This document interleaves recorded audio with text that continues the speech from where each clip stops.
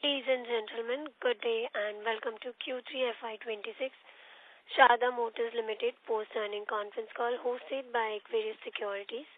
As a reminder, all participant lines will be in the listen-only mode and there will be an opportunity for you to ask questions after the presentation concludes. Should you need assistance during the conference call, please signal an operator by pressing star then 0 on your touchtone phone. Please note that this conference is being recorded. I now hand the conference over to Mr. Mihir Vora from Equirius Securities. Thank you, and over to you, sir. Yeah, thank you, Muskan.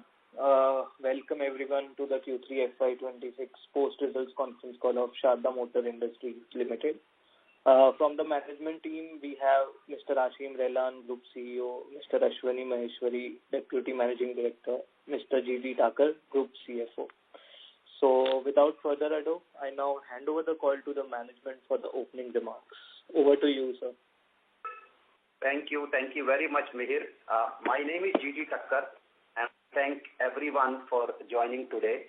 I extend a warm welcome to all the participants on today's call. I am joined by our Group CEO, Mr. Ashim Relan, and Deputy Managing Director, Mr. Ashwani Maheshwari, as Mihir just mentioned. I trust you have had the opportunity to review our Quarter 3 and 9 monthly results and investor presentation, which are available on the stock exchanges as well as on our website. Before I move to the financials, let me briefly touch upon the Indian automobile industry's performance during Quarter 3 FY26. During this quarter, Indian automobile industry continued to witness broad-based growth across all major vehicle categories, supported by strong festive demand, improving affordability, and a favorable macroeconomic environment. Demand momentum remained healthy across all major vehicle categories, reflecting a balanced mix of urban and rural consumption. Passenger vehicle production rose by over 19% year-on-year to 13.97 lakh units, while light commercial vehicle production grew by over 16%, reaching 1.75 lakh units this quarter.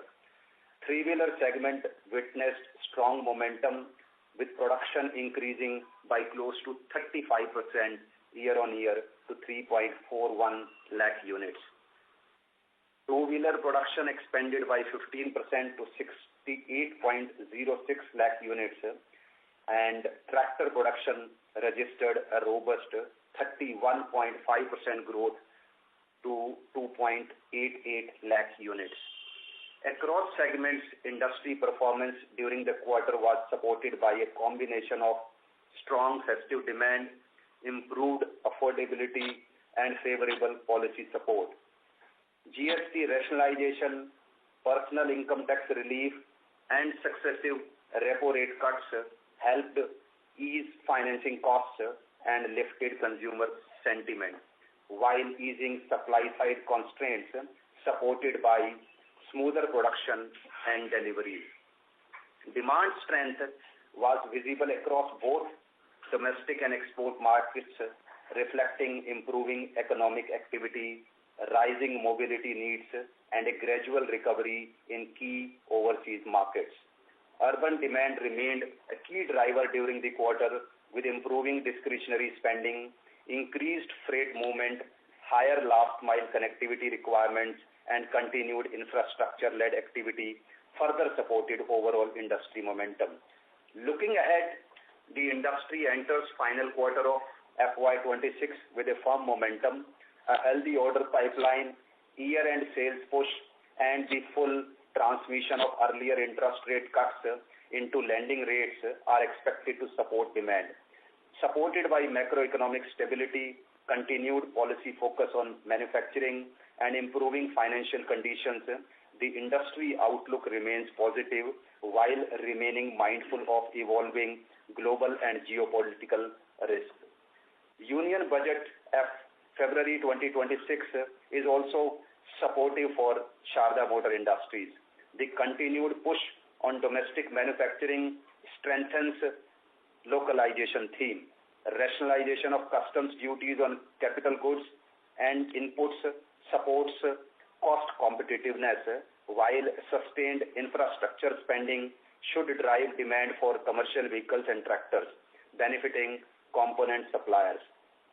Besides this, stable tax regime, export-friendly measures, and focus on technology upgrades, including AI, create a positive medium to long-term operating environment for the company.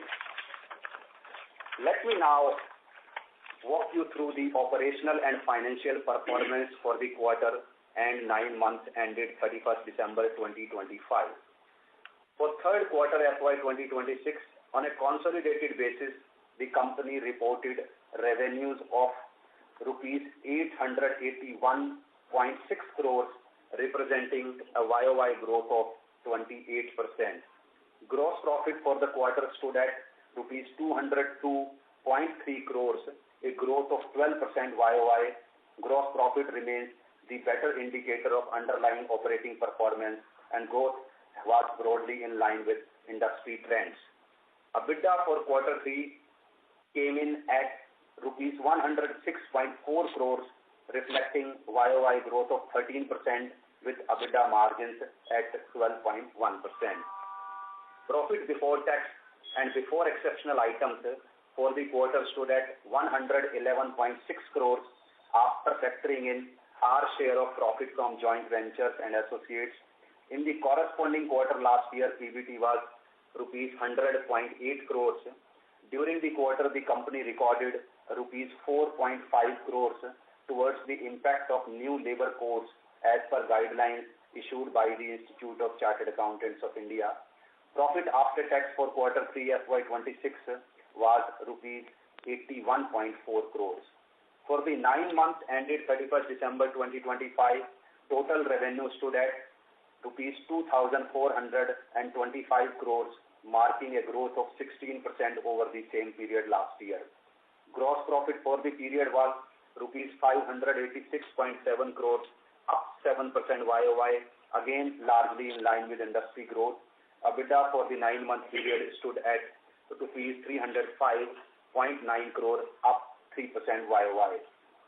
Profit before tax for the 9 months was rupees 339.1 crores, which included exceptional gain of rupees 22.4 crore on sale of one of the idle industrial parcels in first quarter of this financial year, and exceptional loss of rupees 4.5 crore towards impact of new labor codes in quarter 3 FY26. Compared to this, profit before tax was rupees 309.3 crores in the 9 months last year. Profit after tax for the 9-month period stood at rupees 256 crores as against rupees 231 crore in the corresponding period last year. Now I hand over to Mr. Ashwani Maheshwari, Deputy Managing Director of the company, for key business updates. Thanks a lot, JD, for the updates. This is Ashwani Maheshwari. I extend a very warm welcome to everyone on the call. It's a pleasure to connect with you and provide the business updates. Let me begin with the news on trade deals, which brings in encouragement for all of us in the industry. The India-US trade deal is a positive structural development for Indian auto component manufacturers. For Sharda, it's a reinforcement of our strategy and positions us as a manufacturing base for emission system components, lightweighting components, temperature control tubes, and heat shields. It improves long-term sourcing confidence among global OEMs and Tier 1 suppliers. While our business development in the region has been yielding positive results, this increases the customer's confidence in sourcing from India and would provide good tailwinds to our efforts. European OEMs are also actively diversifying supply chains to reduce single region dependence. India is increasingly being viewed as a reliable manufacturing partner, including for emission and thermal management systems. The India-EU trade deal supports this by improving predictability and increasing market access for India-based suppliers. This aligns well with Sharda's product portfolio and capabilities. We have a lot of business development activities going on for the European market and have multiple RFQs in hand. And with the trade deal, we are hopeful that this is going to be a tailwind. Moving on to our lightweighting vertical, in line with our strategy, we have made good progress. Happy to announce that during the quarter, we have bagged significant wins as well. There is an order win of control arms of $3 million annual and $15 million lifetime value from a leading PV OEM. The SOP for this order is in Q3 FY27. We have also bagged orders for increase in volumes on existing programs for control arms and links from 2 leading PV OEMs. This with a combined value of $5 million and a lifetime value of $25 million. The SOP of one of this has already happened in Q3 and the another one is in Q4 FY26. To recap on the previous announced wins, in Q2, we had announced 2 significant orders for control arms and links from existing customer with a combined revenue of approximately $14 million and lifetime value of approximately $70 million, with the SOP scheduled in Q1 FY28. So the momentum in lightweighting vertical is strong. With the multiple order wins in last 2 years, we'll be gaining further market share in FY27 and FY28. Coming to our previously announced association with Dongyi, the association is offered technology licensing agreement that enables us to expand our suspension and lightweighting portfolio and participate in powertrain agnostic products. In addition, the partnership with Dongyi will strengthen our R&D capabilities in control arms and links and add subframes and torsion beams to our product offering. There has been a good appreciation and response to Dongyi's global experience in new age technology. We have started the business development and engagement process with the customers. We'll keep you posted on the developments as they happen. Moving on to exports, we are again happy to announce that we have bagged a couple of export orders with an aggregate value of $3.7 million and an aggregate lifetime value of $18.5 million. This is from a North American largest engine and genset manufacturer. The SOPs for the new orders are scheduled to gradually commence from Q3 of FY27 and Q4 of FY27. As regards the previously announced export order, with annual value of $7 million and lifetime value of $40 million from North American largest engine and genset manufacturers, we have already shipped the samples in Q3 FY26. SOP is expected to start from Q2 FY27. We continue to see a healthy RFQ pipeline supported by a dedicated export-focused team and expect new customer additions over the coming quarters. Our emission business continues to be on a steady growth trajectory. We continue to be strong in our quality and delivery. Our emission adjacency business is also showing traction. SOP for CEV temperature control pipes order from one of the largest off-highway manufacturer in India commenced in Q3 FY26 and is expected to ramp up from Q4 FY26. These programs continue to strengthen our presence in emission systems and thermal management. At the same time, we continue to strengthen our R&D. In R&D, we have filed total 20 patents to date and have been awarded 1 patent this quarter, taking the tally of awarded patents to 4. We are also augmenting our manufacturing footprint by putting up a new facility in Uttarakhand with a capex of approximately 20 crores. The capacity would be modular and scalable. We would reach a high capacity utilization within FY27. This facility has been planned to meet incremental volumes and improve proximity to customer. In the first phase, we are shifting current business and co-locating as the customer is shifting some production to that region. The new facility also opens up opportunities to gain more market share from that plant of our customer, as well as other customers in North India for emission and lightweighting segment. Now moving on to regulations. there has been no official notification on TREM 5 so far. However, based on customer interactions, it is evident that there would be a delay or a change in the implementation. At this stage, it is difficult to speculate on the revised timeline or the exact contours of the regulation, as discussions are going on and no formal communication has been issued. However, important to note that we have not initiated any capex for TREM 5. That said, the preparatory work undertaken so far is already helping us secure indirect export opportunities, particularly in tractor exports from India. BS 6.3, which is essentially BS 6 with WLTP. WLTP stands for Worldwide Harmonized Light Vehicle Test Procedure for vehicles less than 3.5 ton gross vehicle weight. Now, as per notification, will be effective from 1st of April 2027. And for BS 7, we are closely monitoring, including benchmarking the products and developments globally. The exact date of change may get notified soon. We are also engaged with customers to co-develop the system. Coming on to TA and JV, we are focusing on lightweighting and increasing content per vehicle. There's a key focus on China and Korea market, as the technology used there is arguably one of the best in the world. Now, coming to acquisitions, for acquisitions, we continue to evaluate opportunities. However, we want to be very disciplined on the valuation and ticket size. It is hard to time this, as this will be based on what comes back. Thank you so much for being with us. And now, with this, we can open the floor for Q&A.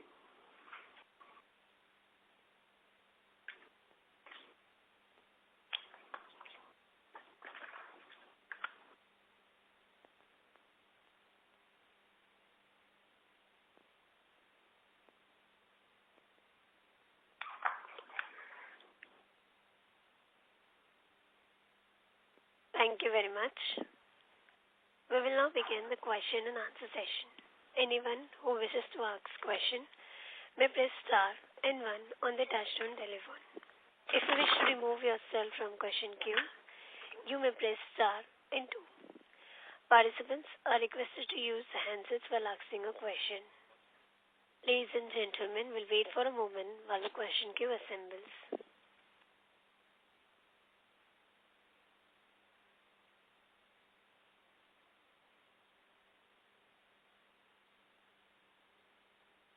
The first question is from the line of Preet from Incode AMC. Please go ahead. Thank you for the opportunity. My first question would be line on the gross profit growth. As you have mentioned, the industry growth was about 15%. For PV and LCV, it was in the range of 16 to 20%. And still we have grown with only 12% despite some SOP for the export has started. And suspension business also we were growing at a higher pace. What would be the probable reason for the same? Are we losing market share or?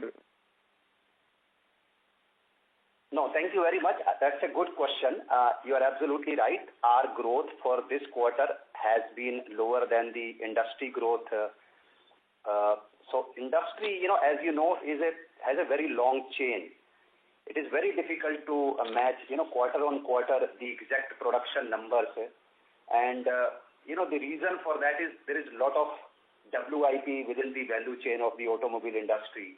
Our part goes into engine, and then there is an engine inventory which goes into final assembly, and then some mix within the industry. It always has an impact of, positive and the other way around also.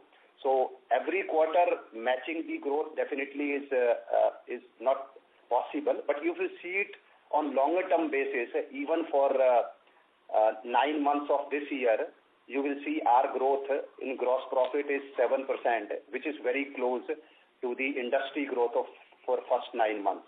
So broadly, this is the reason. There is nothing as such in terms of losing market share, etc. And the other thing on the suspension and exports, of course, those will also, as they get into SOP, that will also start getting added in due course of time. Thank you, sir. Just follow-up question on the same line. So our growth is more or less, like you mentioned, in same with the industry volume growth. just wanted to know about the realization. Do we get any benefit of the realization growth? And also, you have mentioned in the previous con call, you have not explicitly guided, but you have mentioned that we will be growing higher than industry by 400, 500 basis points. So what derives that growth exactly?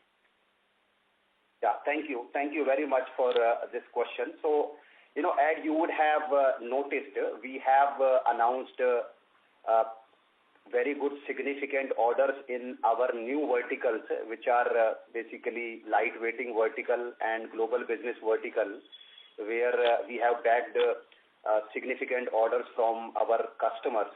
Now, as these orders go into SOP later this year, next year, and year after next, you will see these verticals will grow to a significant level.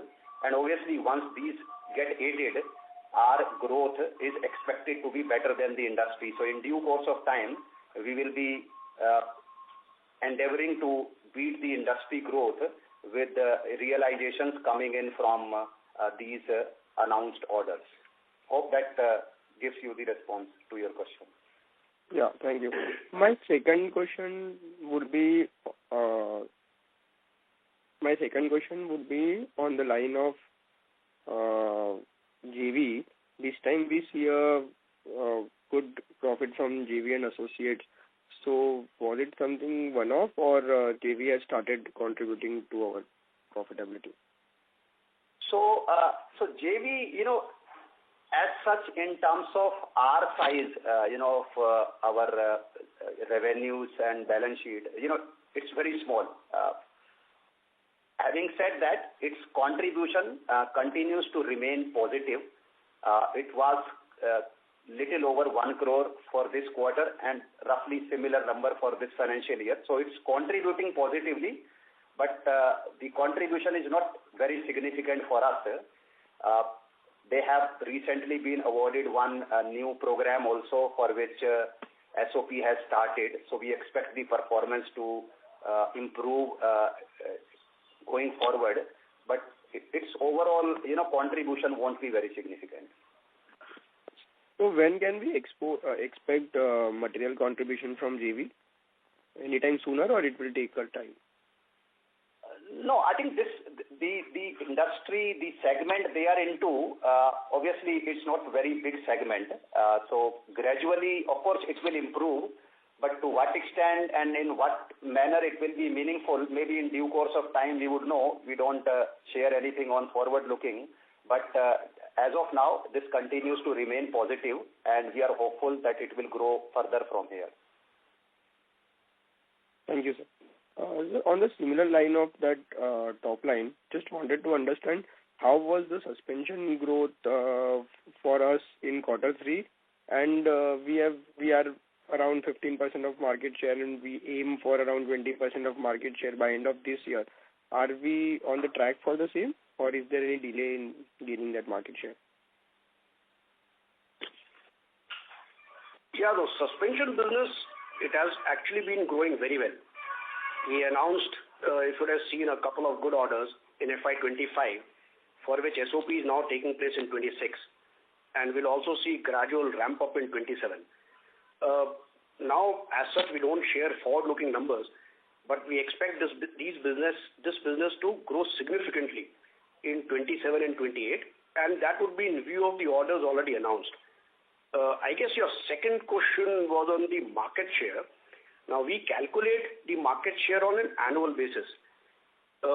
In FY25, our market share for suspension had gone up to 12.5% from 10% in FY24. We expect this to go up further in 26, as well as in the next couple of years in view of very strong order pipeline. Thank you so much, sir. I'll join back in the queue. Thank you. Thank you. The next question is from the line of Anubhav from Prescience Capital. Please go ahead. Hello, am I audible? Yes, you are. Please go ahead. So my first question is that you mentioned the new WLTP emission change. what sort of increase in content per vehicle or business can this lead to? Okay. See, let me explain you WLTP first. WLTP essentially is a change in the test procedure, which is more representative of real-world driving. It changes the operating conditions under which the vehicles are certified. This typically may lead OEMs to recalibrate and optimize their after-treatment and thermal systems. Obviously, this would lead to a greater focus on the catalyst efficiency, thermal management, and durability. Now, this might not be a trigger to a complete redesign immediately. However, what it does is it increases the emphasis on the efficiency of the emission systems. And once it does that, there will be requirement which may increase the content. Now, as I said, it is up to 3.5 tons gross vehicle weight. The content increase might gradually go as the gross vehicle weight goes up. And that's the area which we are focusing on. Exact content increase is what we are working in which segment and how much with the OEMs. Okay. And sir, my second question is that since you mentioned that there might be a dilution of the TREM 5 norms, so a hypothetical question is that if they come up with that less than 50 horsepower will now transition to something like TREM 4, even that can that be meaningful for us, or will that be a very minor change then for us? Sorry, your voice got a little muffled. Can you repeat? I could understand it's on TREM 5 and not on a greater horsepower you're talking about. Can you repeat the question, please? Sure, sir. Is it better now? Hello? Yes, much better. Sir, I was asking, if they dilute the norms and, for less than 50 horsepower tractors, if they come up with a change that they will now only transition to TREM 4 norms, which is already in place for greater than 50 horsepower tractors. So will that kind of a change be also something meaningful for us, or will that be a very incremental or minor change from a revenue standpoint? Got it. Okay, so one is, as you said, it is hypothetical. So one hypothesis is dilution of norms. So I don't think officially we are saying that any norm is either a diluted or an upgraded norm. A norm is a norm. Now, assuming that it is not TREM 5, it is TREM something else, which is of a different parameter which is being monitored. Now, what we need to see is what kind of parameters are being specified there. Now, does it require a redesign of catalyst? Does it require redesign of mufflers? And that is what it will be dependent upon. If this does not need a significant redesign, then the existing emission system will continue. However, the SOx-NOx, what is specified, has got a decent amount of change from the existing one. Obviously, the emission system components will change. And that's where value-added partners like us will step in. So it will also depend upon what the norms come out to be. It is very hypothetical for me to say anything on a diluted, in inverted commas, norm. Get that, sir. And thanks for that perspective. And my last question before I get back in the queue is that this JV with Airbus Packers, compared to a couple of when this JV was announced, and what at least I understood was that the addressable market for the JV is also very decent. Maybe not as large as cars for India, but the TAM still was very decent. But if I look at last 2 years, there has been it seems at least there has been no meaningful ramp up in the JV performance. The profit has remained range bound at around 1 crore. So, in hindsight, what can be the reason for that? Did we not break into more models, or was the competition more difficult? If you can share some light on that. Yeah, sure. Thank you very much for the question. So, as you rightly said, the overall progress on the joint venture has not been very significant. But at the same time, the kind of business they are into, they are primarily into, above 4-liter segment in commercial vehicle segment, which is MNHCV, and the overall market share which they command for that industry is also not very significant. The team has been working on to grow that business, so gradually, that will show up in results also. Having said that, for us, contribution from JV has always been, very insignificant. So that is the story. Overall, they are into a particular segment where opportunities are limited, and whatever share they have, they are maintaining and then working on to increase that share. Very recently, they have also backed one new program for which SOP has just started in this quarter, so it will show up in the results. And otherwise, also, if you see overall journey of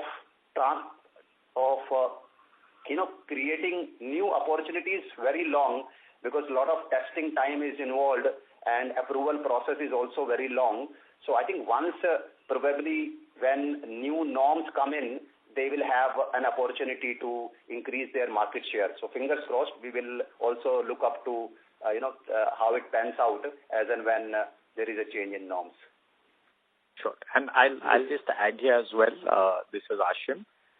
So in addition to that, it's worth noting how the accounting happens. So in this joint venture, we do not have management control, and hence it is only consolidated at the profit level, and that is after deducting all royalty expenses, etc. And hence it also is a smaller contributor for us.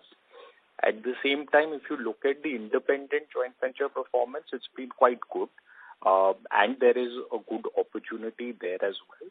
And definitely the commercial vehicle emission segment is a very attractive segment, and we are looking at other options as well on how we can grow further in this segment. Thanks. I'll get that in the queue. Thank you. Participants are requested to limit their questions to 2 questions per participant. Do you have a follow-up question? We request you to rejoin the queue. The next question is from the line of Viraj from Simple. Please go ahead. Couple of questions. First is on the JV again. Is there now a rethink on the export as an opportunity, especially post EU deal? That is one. Sorry, I want to interrupt. Your voice is not clear at all. You need to put the microphone a little away. Sure. Am I audible now? Yes, much better. Thank you so much. No. So is there a revisit on exports as an opportunity post EU deal on the JV, for the JV? Sure. I'll take this one. Ashim this side. So after the EU deal, definitely it opens up an opportunity for the European market, JV as well as other customers. We are looking at good traction, and we will update as we make progress. There is a very good opening in the European market, and the EU trade deal definitely strengthens that. Okay. Second question is on the lightweighting and suspension business. If you can give a more detailed color on competitive landscape, what are other major players and their market share, and what is driving a better win rate for us in last 1-2 years? I mean, this has been a segment with us for quite some time, but we've just seen a traction building up for us in last few quarters or year. So, any more color on these 2 aspects for the 2 segments? Right. So I think it's a great question in what is helping us build the momentum. I think that's your prime question. 2 parts. One is on the competition. We don't name competition and we don't specify. So there is competition. But having said that, our own intrinsic capabilities is what is making us win the business. I would just enumerate a few why this business is giving us good traction. One is the R&D. So what we have done is we have augmented our R&D to cater to lightweighting. We are one of the few Indian players now with local capabilities. On control arms and links, we are likely to further enhance these capabilities. The other thing is that we have a very successful track record with our customers to manage critical components. And emission is one such critical component which we have been in. So with control arms and links market evolving, it's evolving to a high tensile strength steel market. And hence the customer, they feel comfortable in partnering with an established player who can handle these critical components with the evolving market. Our facilities, because of the business which we are in, are co-located. So we are able to also get into JIT deliveries. This is for the existing business why we are getting. And at the same time, OEMs and our customers see us making very meaningful relationship. Like with Dongi partnership, we now have access to global design, manufacturing, engineering benchmarks. Now this helps us build more customer confidence in getting support for lightweighting and standardizing part of the powertrains. So this is what our intrinsic capability, which is driving increasing in the suspension business. Regarding the market share and regarding what the growth would be, I think just a few minutes back on some of the questions, we have specified as to how our growth would pan out to be. Okay, just two more questions. So I'm sorry to interrupt, Mr. Viraj. I just request you to reach. I just have a request for Asim and you, sir, as well. I think we've been trying to make a request for meeting, and it's been going on for last, many quarters. So just a humble request, if you can give us an opportunity to meet you in person, and help us understand our business better. Absolutely. Let me on Sharda's behalf say that we are always open and we are absolutely delighted in meeting all the investor community people, because it's a very educating thing for us also when we meet. So we are absolutely open at any point of time. If you leave your contact details with EY, GD, you want to... Yeah, so you can share your details with the Aquarius or EY as you like, and then we will get back for you. Sure, I'll again follow up with EY. Sure, thank you. Sure. Thank you so much. Thank you. Thank you. The next question is from the line of Saurabh Jain from Sunidhi Securities. Please go ahead. Hello. Yeah, thanks for taking my question. Sir, my first question is on revenue split. If you can give me the revenue split for Q3 and nine months in terms of passenger vehicles and commercial vehicles. We do it for FY20 on fiscal basis, but it would be good if you can give us for 9 months as well. Also, emission segment and lightweighting segment. And what was the contribution from the new projects in the quarter? Yeah, that's my first question. Thank you very much, Saurabh. Thanks a lot. So as you said, you already have FY25 data, and we calculate these details on segment basis on annual basis only. So as of now, as you would already know, emission vertical currently contributes 88% of our top line, and suspension, or if I call it lightweighting, contributes 9% of the overall revenues, and 2% comes from supply chain and 1% from miscellaneous. Now, if you look at category-wise, CV contributes roughly 40%, PV 46%, of highway, genset, exports put together. These are smaller categories as of now. 2% suspension, lightweighting 9%, and then 2% from supply chain and others 1%. So maybe after Q4, once we have calculated the revised, updated data based on the current situation, we will share with you. So as of now, this is the number we have. So then coming to the second question on the suspensions. Now, suspension is really a very promising business for us, and it has very good margins. It is part of our new vertical, as you know, and it is growing very well. We have bagged, many orders in this category. Last year also we announced few orders. Again, a few more have been announced this year. This all will take it to, a higher level. However, it will take time to start SOP and then translating all of that into revenues. So we would know the margins of a fully grown business and the associated economies of scale in due course of time. So please bear with us for some more time. But this definitely is a very good margin business, and on standalone basis also, it will have very good contribution once it reaches a decent size and scale.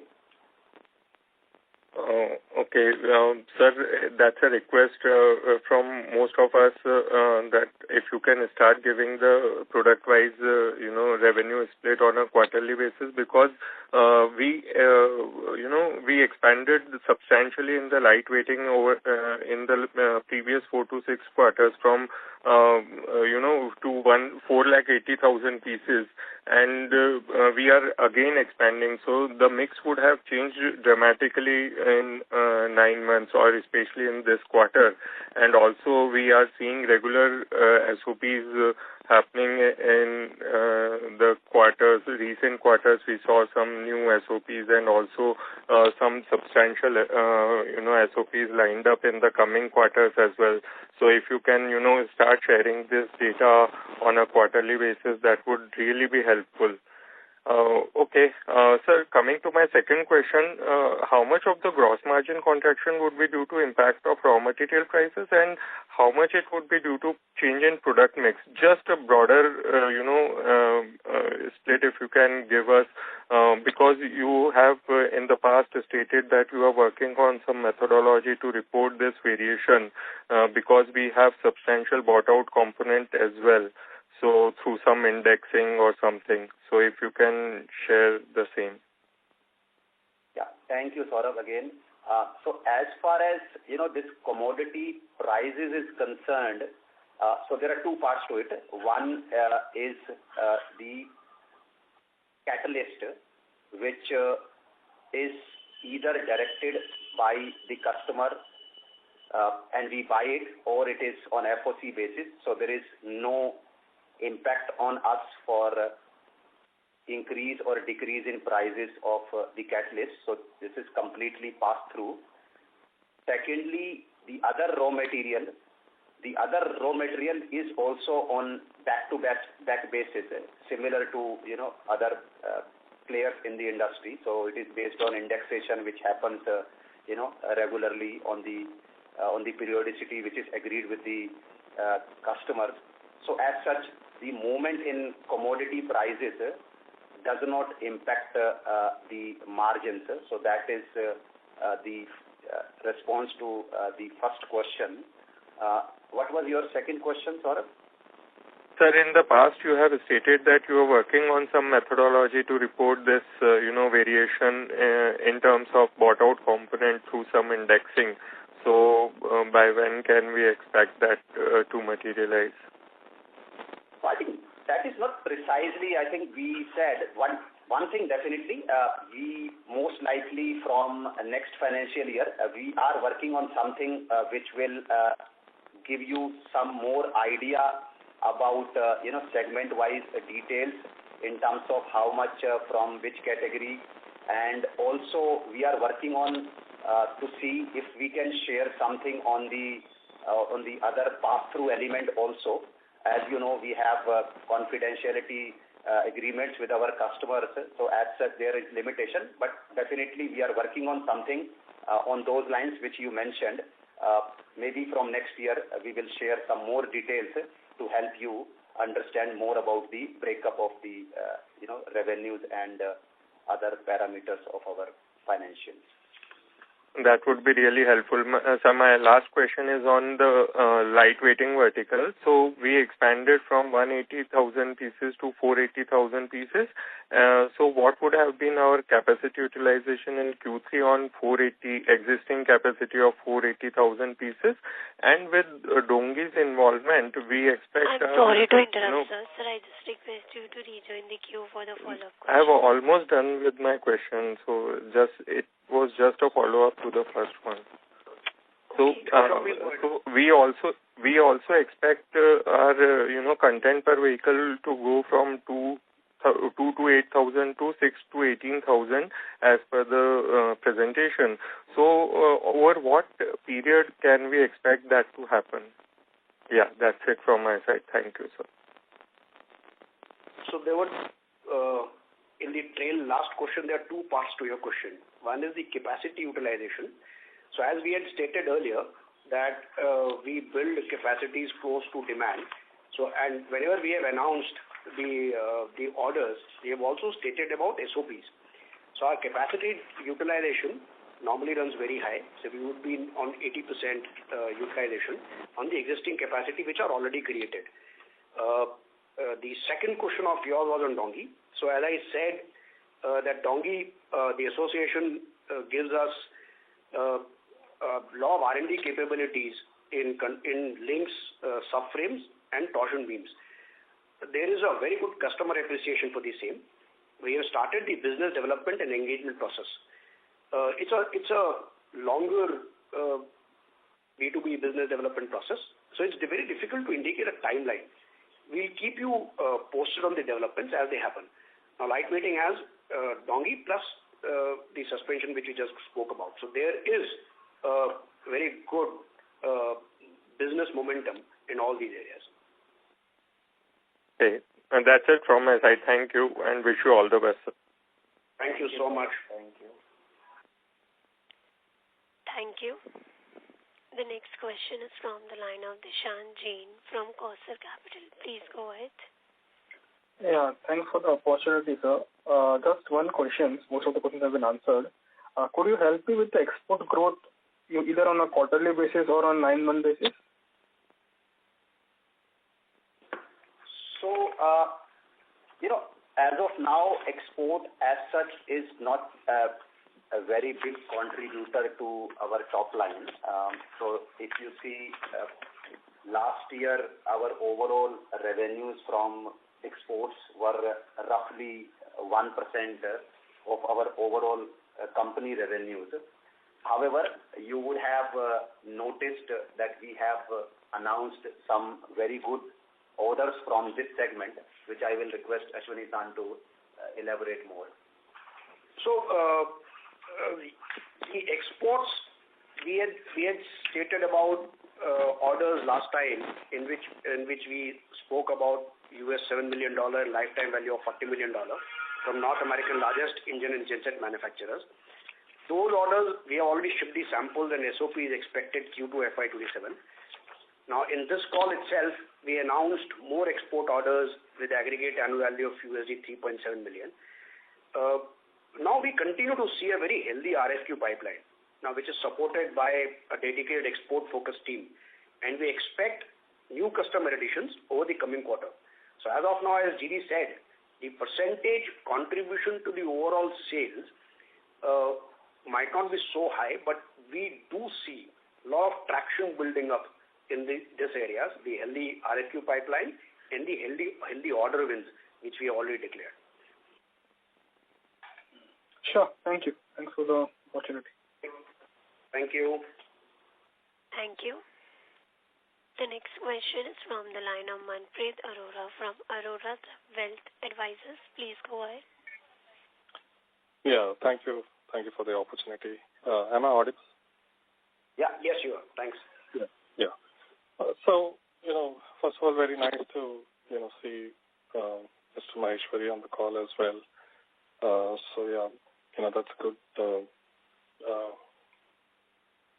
Thank you so much. Appreciate it. Yeah. So, I would just like your help in expanding a little bit more or give us a little bit more color on the Dongi collaboration. I would like to understand is, what are those gaps in our capabilities or market access that we had, which Dongi helps us to fill. I know you mentioned about R&D capabilities in lightweighting, and also about subframes and torsion beams. But if you can give more color, let's say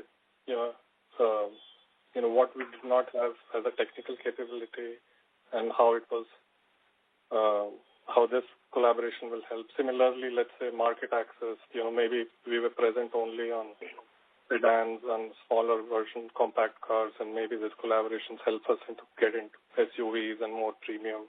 So does it, help us to get into more segments or increase our content per vehicle in the car? And, what is changing in the suspension system landscape that,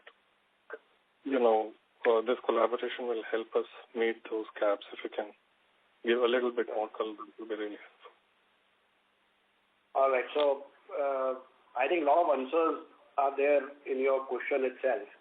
And so I will now just rewind back to our call last quarter. And I'll very briefly answer so that, and then we can happy to take you through a lot of technical areas, including getting our R&D colleagues on the call. I'll just give you a very brief perspective on what Dongi is first, and then why this collaboration is so critical. Dongi is a global tech-focused player. It's almost with over $2 billion revenue. It has a worldwide presence, strong R&D capability in powertrains, catering to many leading OEMs. It has been successful in China also with the new age OEMs. The experience which they have in lightweighting, commonization, and standard products over all the powertrain. Now, what it provides us? It provides us R&D, global R&D capability in the items which I mentioned. I mentioned about subframes. I mentioned about torsion beam. This is what it strengthens our capability in. What they will do is, the association with them is transfer of design, drawings, process know-how, and the validation protocols. We would target market for Indian OEMs, including SUVs and EVs and other premium vehicles, exactly what you mentioned. The potential kit value, as we stated last time, can be anywhere from 4,000 to 10,000. The other thing which is happening in this segment is that the PV market is now moving to multi-powertrain. Well, that's something which is a rhetoric which you would know. We are talking about ICE, hybrid, EVs. Everything will coexist. So what would happen in the future is that there will be a lot of standardization, commonization across the platforms which will happen. Now, in the standardization, commonization, lightweighting theme will also play a very, very critical part. Now, the question comes, what is that commonization? So the powertrains will have subframes, control arms, links. This will have a different or an evolved architecture from the OEM design perspective. It would depend upon the space available, what is the lightweighting requirement, what are the right comfort. So there will be a configuration which the OEM will design, and on the premiumness on the vehicle also. And that's where Dongi, with their global capability, with their R&D power is what they are going to help us in. There's an organic capability which we already have, which is going to be supplemented by this. It's a slightly longish sort of an answer, but happy to take it along with the R&D folks with you if you want further details in the technical aspect. Yeah, no, thank you. I think that's really helpful. Just a follow-up on that, what we're also hearing about is the suspension systems are moving to, more dynamic suspension systems now with sensors and, using sensors to automatically adapt, et cetera, et cetera. And I think these are pretty advanced systems as well. So is the Indian car industry also moving towards that, and does Dongi have capability there? And is that an area that we are also looking into getting into?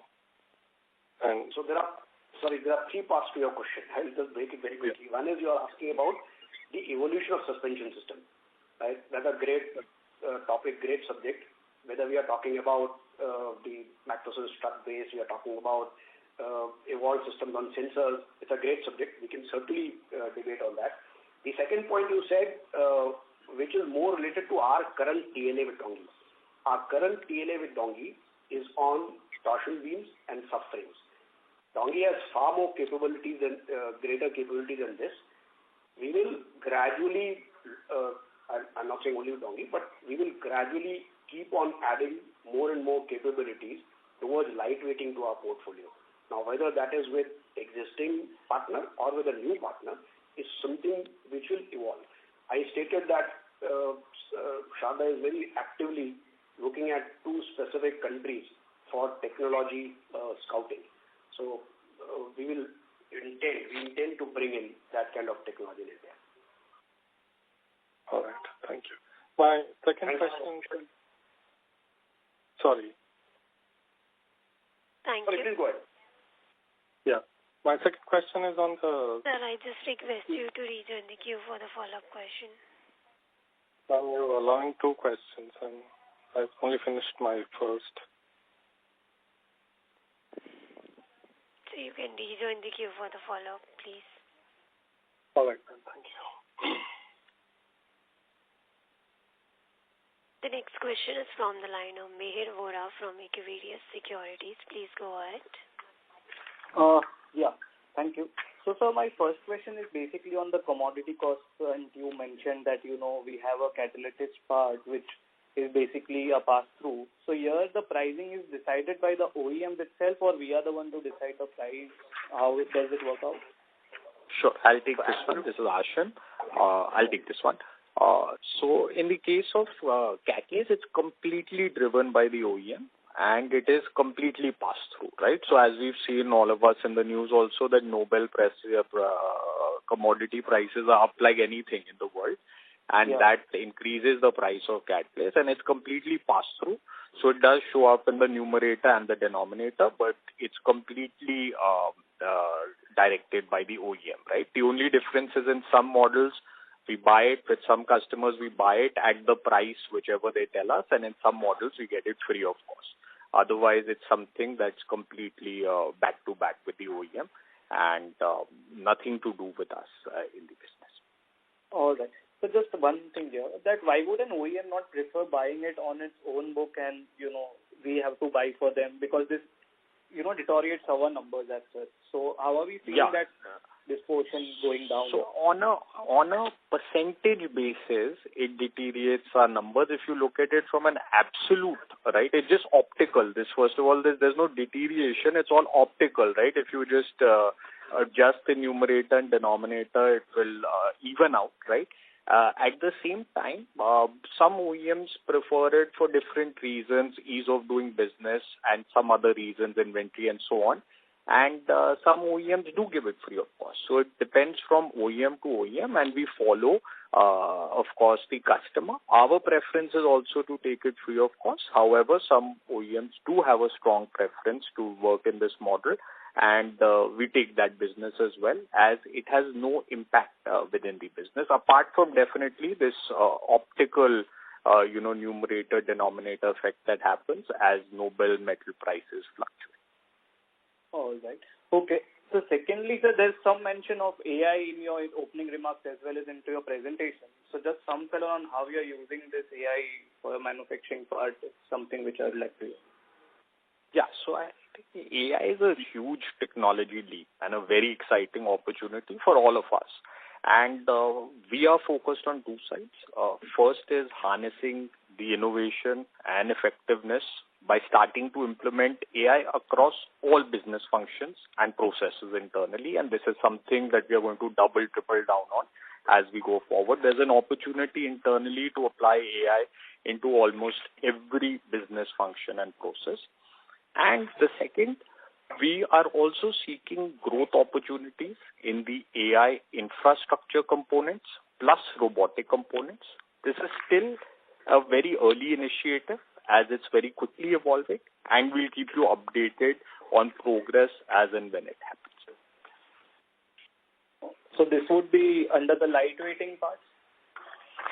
So we are applying AI right now internally, and of course, if something good opens up on the AI infrastructure as well as robotics, the theme would be lightweighting because there are a lot of cross-use processes between lightweighting technology and these two places. Again, it's very early, and that's why we'll progress as we move forward. Okay. All right. Thanks. Thank you. Thank you. As that was the last question for the day, I would now hand the conference over to the management for closing comments. Over to you, sir. Thank you. Thank you very much. We appreciate your participation in our earnings call today. We trust that we have addressed all your queries. Should you have any further questions, please feel free to reach out to our investor relations advisors, Ernst & Young. Thank you and have a pleasant evening. Thanks a lot. Thank you so much, everybody. Thank you. On behalf of Equirius Securities, that concludes this conference. Thank you for joining us, and you may now disconnect your lines. If you found this video helpful, please like, share and subscribe to Concall India for latest upcoming Concall.